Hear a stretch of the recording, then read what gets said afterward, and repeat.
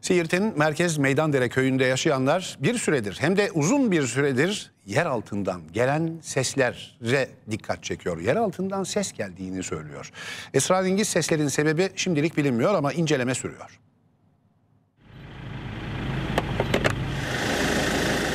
Aylardır köylüleri huzursuz eden ses üzerine AFAD harekete geçti. Yerin altından gelen ses için yola cihaz yerleştirildi.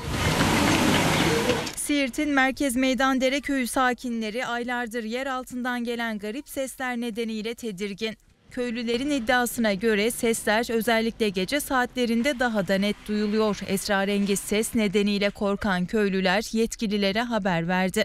AFAD Deprem Dairesi Başkanlığı'ndan jeofizik yüksek mühendisleri ile jeoloji yüksek mühendislerinden oluşan ekip köye gitti. İncelemelerde bulundu.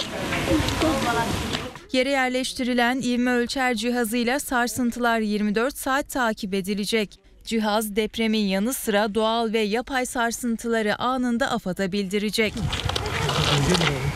Köyün farklı noktalarında 48 kanallı sismik cihazla ölçü alan ekipler yerin altının 100 metre derinliğine kadar zemin profilini tespit edecek. Ayrıca ekipler yerin altından ses geldiğini bildiren Tillo ilçesine bağlı Akyayla köyünde de incelemede bulunacak. Temmuz ayında da Meydandere köyünde yerin altından gelen sesler köylüleri tedirgin etmiş, AFAD köyde inceleme yapmıştı. Ancak seslerin sebebi belirlenememişti. İvme ölçüm cihazıyla sesin kaynağı tespit edilebilecek.